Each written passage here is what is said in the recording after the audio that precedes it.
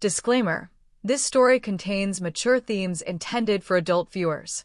Viewer discretion is advised. I remember the exact moment the air changed. It wasn't loud or dramatic, just a shift so subtle it could have been missed if my heart hadn't started racing the way it did.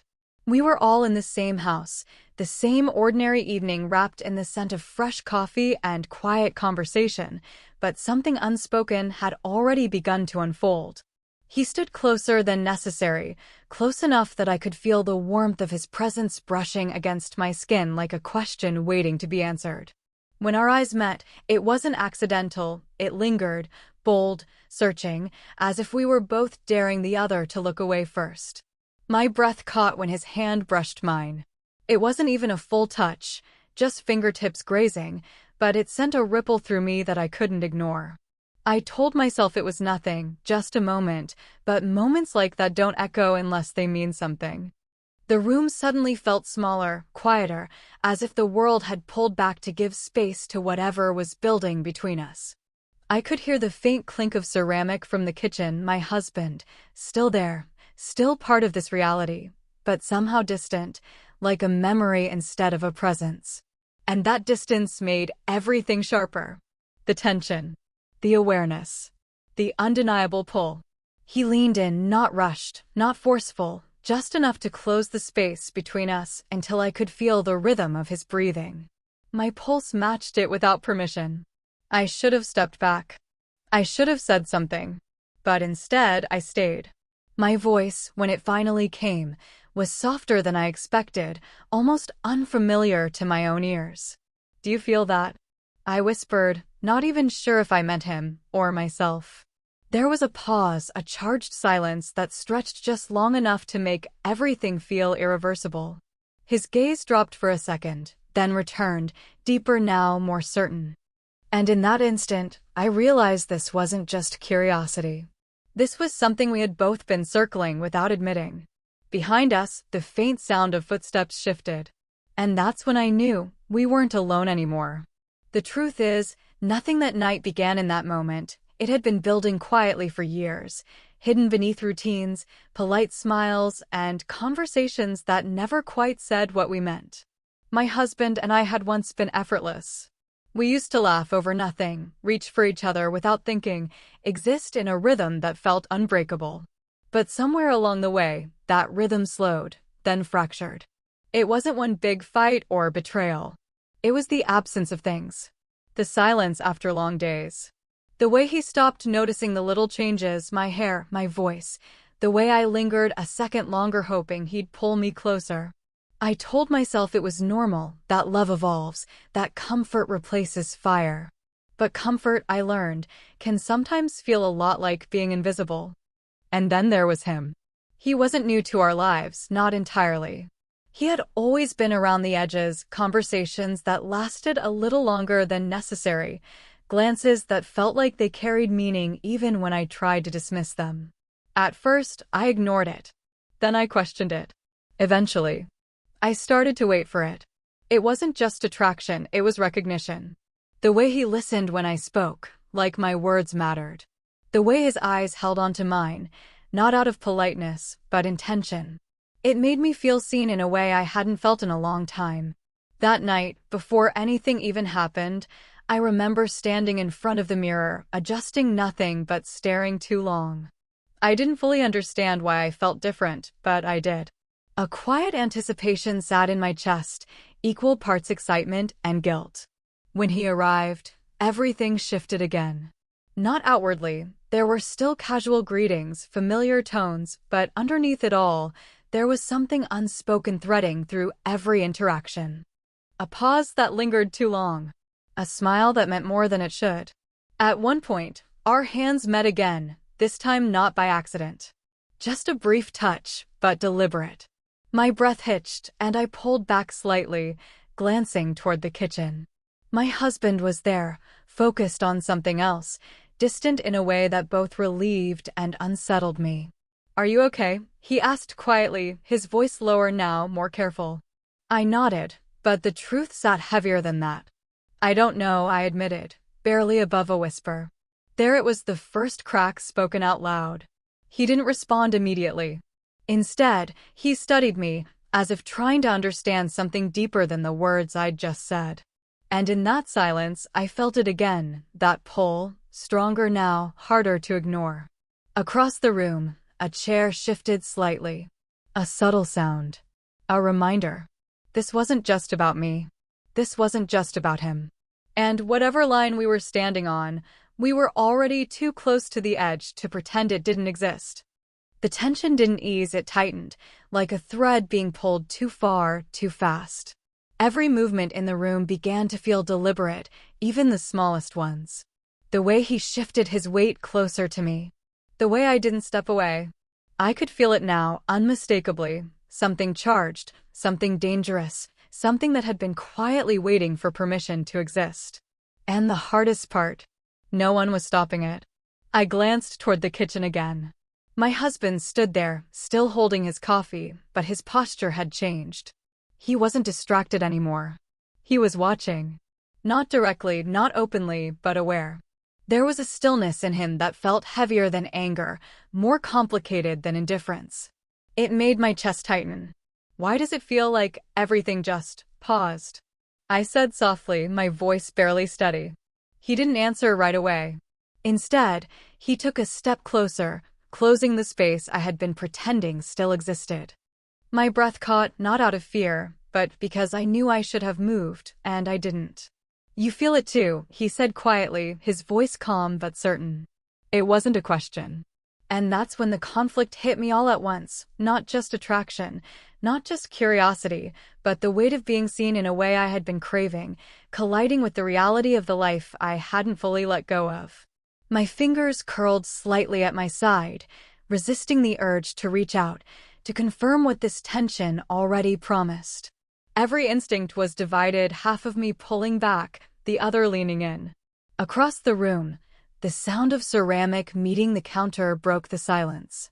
This time, it wasn't subtle. I turned quickly. My husband had set his cup down. His gaze met mine for a brief second, just long enough to send a wave of emotion through me that I couldn't name. It wasn't just hurt. It wasn't just anger. It was something quieter. Something heavier.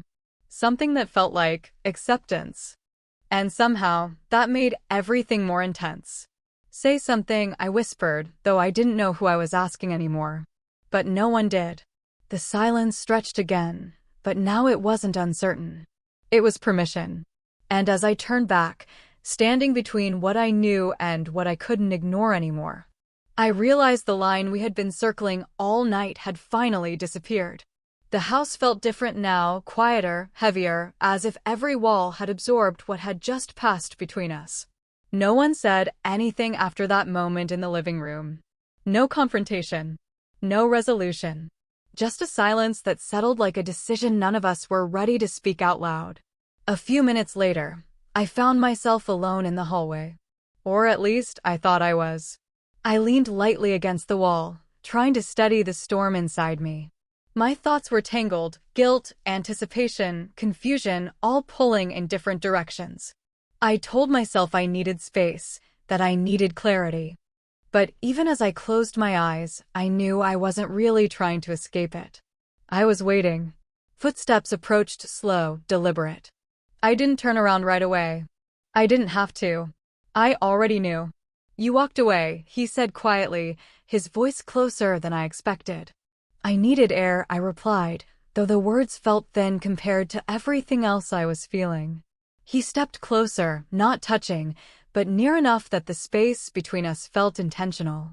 Charged. My pulse picked up again, louder now, impossible to ignore.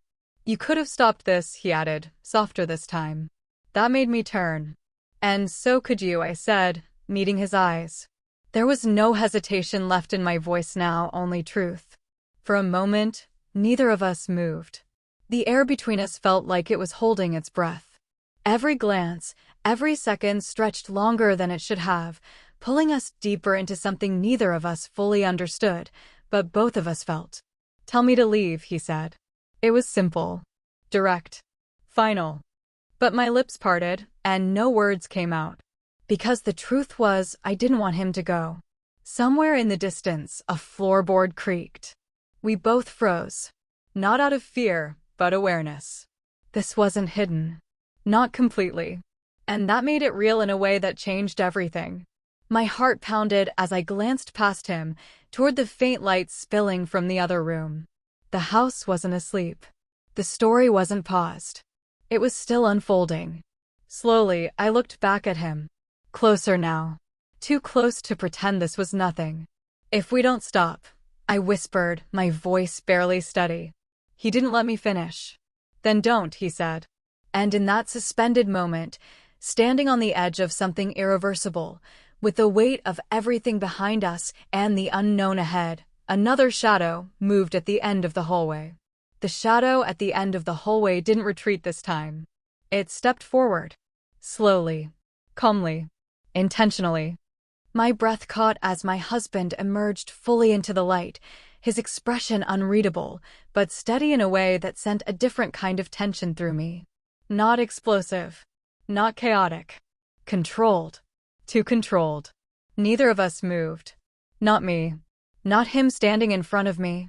The space that had once felt secret, hidden in silence and hesitation, was now fully exposed, and yet no one rushed to break it.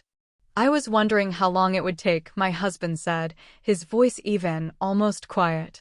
The words didn't land like anger. They landed like truth. I felt something twist inside me. I started, but the sentence collapsed before it could form. There were too many things I didn't understand. But he didn't look at me first. He looked at him. A long, steady gaze, one that held recognition, not surprise. That's when it shifted. Not the tension, but my understanding of it. You think this just happened tonight, my husband continued, finally turning his eyes toward me. All those looks. The way you changed around him. The silence between us that kept getting louder. I saw it. My chest tightened. Then why didn't you say anything? It came out sharper than I expected, more fragile, too. He exhaled slowly, running a hand through his hair before answering. Because I needed to know if it was real, or just something passing. The weight of that settled heavily between us. And now you know? I asked, barely above a whisper.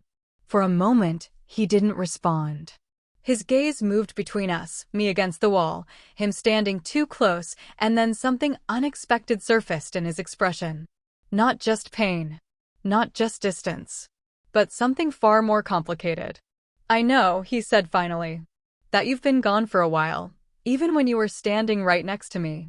The words hit deeper than anything else could have. Silence followed, but it wasn't empty. It was full of everything we had avoided saying for far too long. And then came the twist I hadn't prepared for. I didn't stop it, he added quietly, because part of me wanted to see if you'd choose differently, or finally choose honestly. The air shifted again, this time not with tension, but with exposure. No more hiding. No more pretending. I looked between them, my heart pounding, not from fear, but from the realization that this wasn't just about attraction anymore. This was about truth. About what we had become, and what we no longer were. And now? I asked, my voice unsteady. Neither of them answered immediately. Because now, there was no script left to follow. Only choice.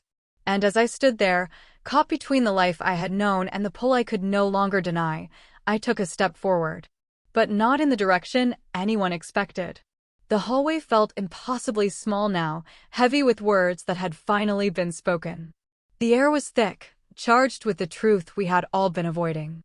I could feel the weight of every choice pressing down on my chest, but strangely, I no longer wanted to run from it.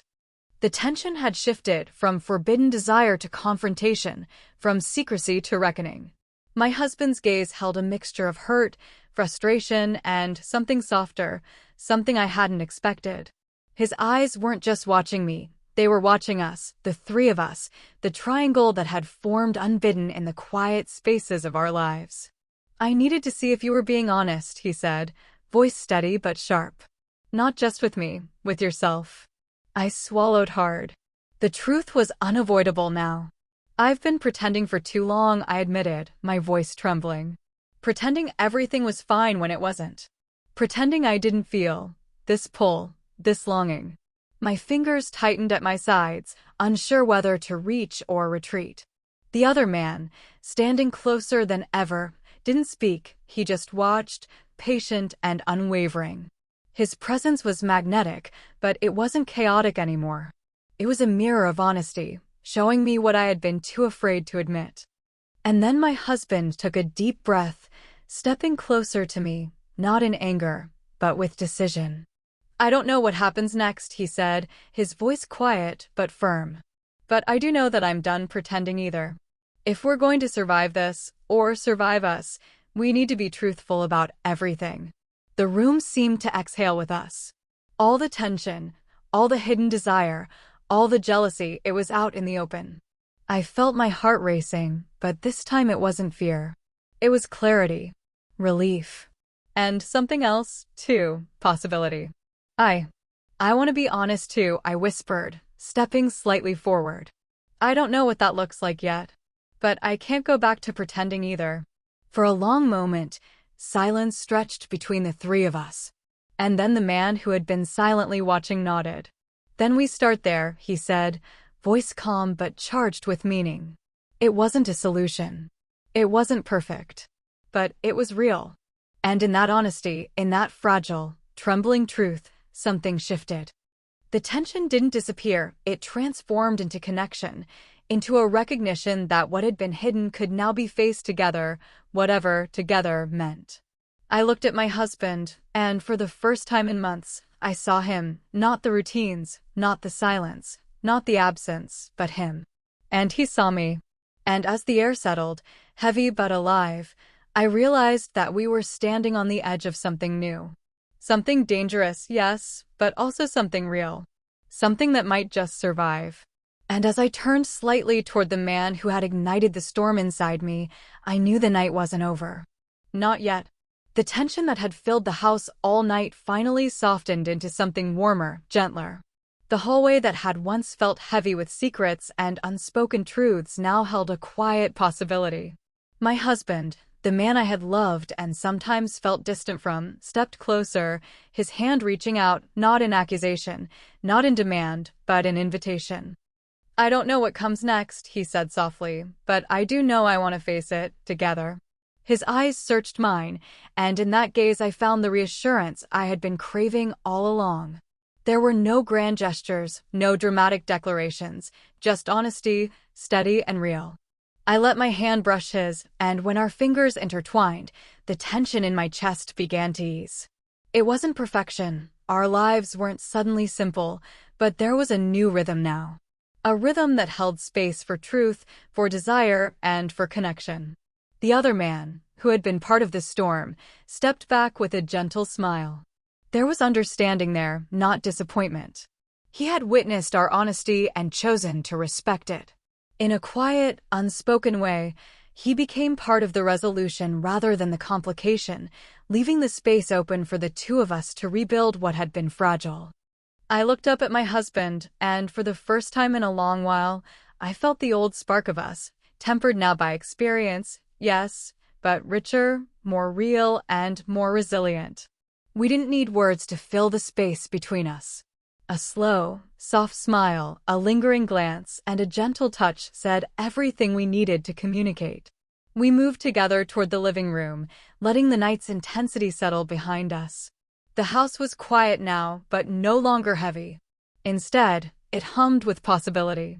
Every shadow, every soft flicker of light, felt alive with potential.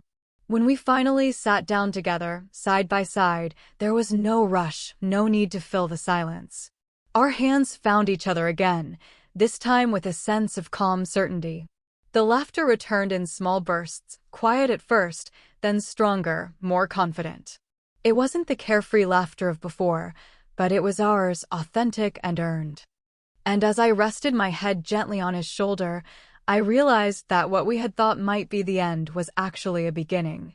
A beginning built on honesty, vulnerability, and a willingness to face the truth together.